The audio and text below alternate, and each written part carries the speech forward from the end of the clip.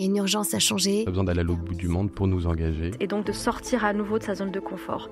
Il me semblait qu'il y avait quelque chose d'injuste. C'est un métier qui demande du temps. De l'empathie, c'est dur. C'est dur, mais c'est tellement gratifiant de faire des... À la fois c'est génial et à la fois ça nous terrifie. S'engager, c'est prendre ses responsabilités. Et puis il y avait l'idée aussi de montrer un exemple.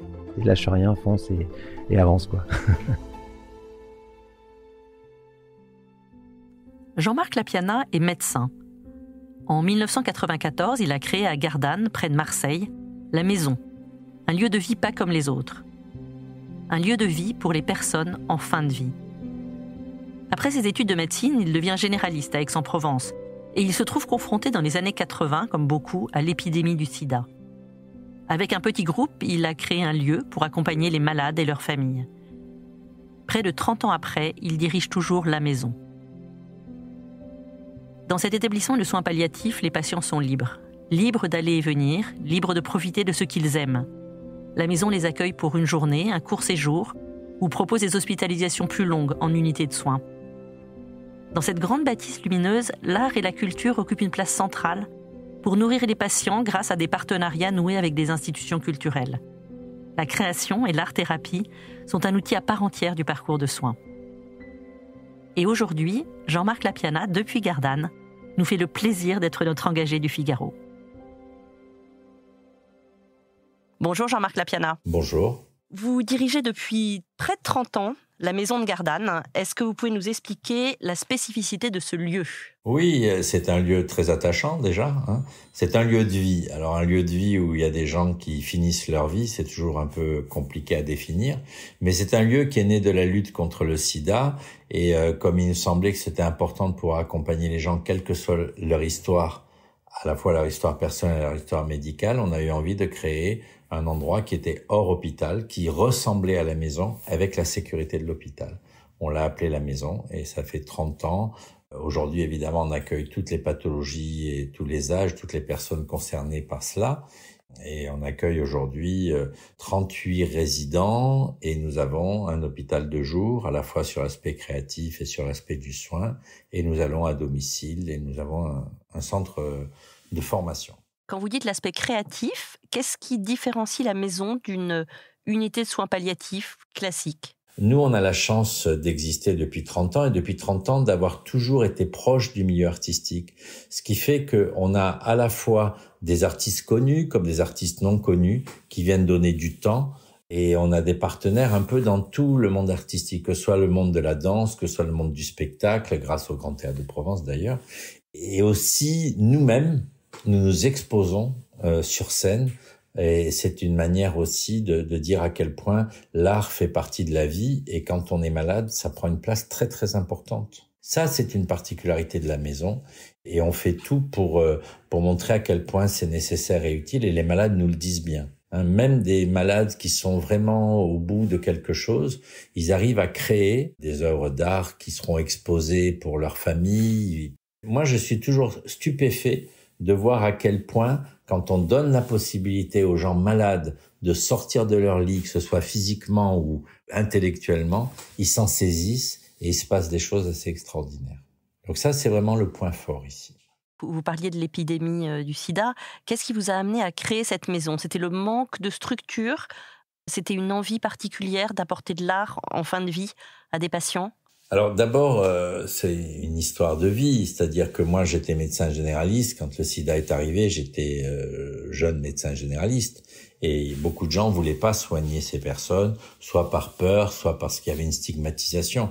Donc moi je me suis engagé dans cette voie dès 84, je venais de m'installer et au fil des ans, quand j'ai vu à quel point la complexité qu'il pouvait y avoir de l'accès aux soins en fonction des parcours qu'on avait eus, par la stigmatisation, que ce soit par la vie affective, comme l'usage des drogues, comme tout ce qui pouvait tourner autour de cette maladie.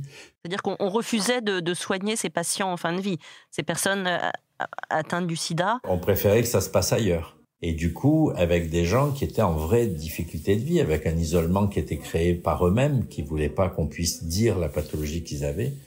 Et nous, on faisait avec d'autres un travail à domicile très lourd et on n'y arrivait plus. Donc l'idée était de construire un lieu où, se mettant tous ensemble dans ce lieu, on serait plus fort et on pourrait comme ça accueillir les situations quelles qu'elles soient et mettre un peu au même pied d'égalité aussi bien des familles qui ont des moyens que des familles qui n'en ont pas. Parce qu'à l'époque, je soignais aussi bien quelqu'un qui vivait dans un château et qui avait tout le personnel à sa merci, et en même temps une femme dans un HLM dont le lit médicalisé pouvait être que dans la salle à manger avec 2 enfants qui avaient cette vision de la maladie dès le matin au petit déjeuner. Donc, il me semblait qu'il y avait quelque chose d'injuste sur le plan social, alors que la confrontation à la maladie était complètement identique. C'est-à-dire que les souffrances ne vont pas que chez les gens les plus défavorisés matériellement. Des fois, vous pouvez être dans des situations extrêmement bonnes sur le plan social et les prises en soins, les difficultés familiales sont énormes. Donc, il me semblait important pour nous d'y être, pour pouvoir tenir et se sentir vraiment plus solides entre nous. Et puis, il y avait l'idée aussi de montrer un exemple et de dire que la fin de vie, c'était la vie jusqu'au bout et qu'il fallait pouvoir accompagner ces situations-là. Et le fait qu'on ait démarré sur la prise en charge du VIH, du sida, ça nous a permis aussi d'avoir une autre vision en ce qui concerne le cancer et les maladies neurologiques. Et très vite. Parce que vous êtes ouvert depuis, vous avez ouvert la maison à bien d'autres pathologies depuis 1994. Oui, toutes les pathologies et tous les âges. C'est-à-dire qu'à partir du moment où les traitements sont arrivés, il y a eu moins de demandes pour les patients séropositifs ou atteints du sida. Nous, on a pu accompagner les personnes atteintes de cancer ou de maladies neurologiques. Et on voit bien la difficulté qu'il y a sur certains accompagnements. On parle beaucoup aujourd'hui, dans tout ce qui se passe avec les nouvelles lois à venir, de la maladie de Charcot. On parle de ces maladies-là qui nécessitent qu'il y ait des lieux d'accueil comme les nôtres pour pouvoir soutenir le malade en priorité et puis les familles aussi qui sont complètement impactées. Dans l'accueil de patients en fin de vie, quel est un des plus beaux souvenirs que vous avez de création artistique ? Vous me parliez de cette émotion de voir un patient créer, sortir de son lit et qu'à chaque fois ça vous touchait. Est-ce que vous avez des choses qui vous ont particulièrement touché ou des personnes qui vous ont particulièrement touché ? Mais quand vous me posez cette question, j'ai une somme d'images qui me traverse l'esprit qui est incroyable. Mais je vais vous raconter quand même une histoire. On a eu une compagnie de danse en résidence ici et il y a un de nos patients qui est stabilisé maintenant mais qui est handicapé, qui est parti en tournée avec eux. On a aujourd'hui, alors je pense à la danse parce que c'est très sensuel la danse et donc ça amène quelque chose de très fort dans la relation. Mais je pense à un malade complètement paralysé sur lequel on a fait un petit film où on voit la danseuse qui danse autour de ce patient et on finit par le voir danser en même temps. J'ai tellement d'images. Venez nous voir et vous verrez, c'est important. C'est important de voir comme le mouvement est quelque chose qui est impalpable, mais qui peut être réel à partir du moment où on apporte le mouvement de ceux qui sont en bonne santé et qui compense les pertes de ceux qui peuvent plus le faire.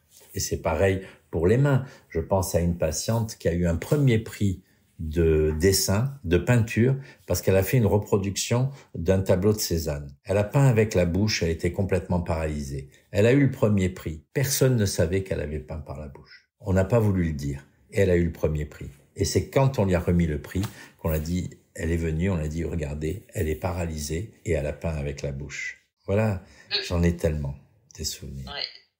Ce que vous dites autour du mouvement et du corps, qu'est-ce qui est important pour vous dans l'approche du corps du patient en fin de vie, de faire vivre ce corps et de lui donner des sensations de le soigner déjà, le laver, simplement le laver. Vous savez, on reçoit des fois des personnes très malades, elles n'ont pas eu un bain depuis des jours et des jours, elles n'ont pas eu une vraie toilette complète depuis des jours et des jours.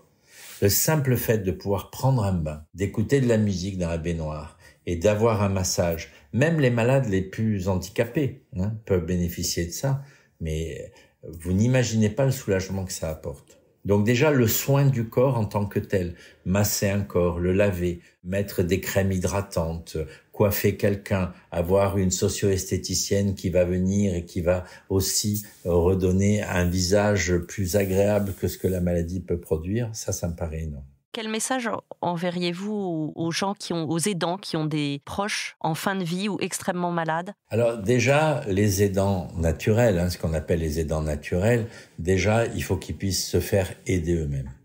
Vous savez, souvent, on me dit à la maison à Gardanne, les malades sont bien pris en charge. Je dis d'abord, la priorité, c'est que l'équipe soit bien prise en charge. tous ceux qui sont autour de malades, c'est une équipe déjà, qu'elle soit familiale, et déjà en priorité s'occuper des aidants naturels, pour qu'ils puissent eux-mêmes, s'ils sont aidés, prendre le temps de ce massage, prendre le temps de choses qui sont difficiles à faire quand on est pris dans un espèce de mouvement où tout va tellement vite et où la souffrance de l'autre vous impacte complètement.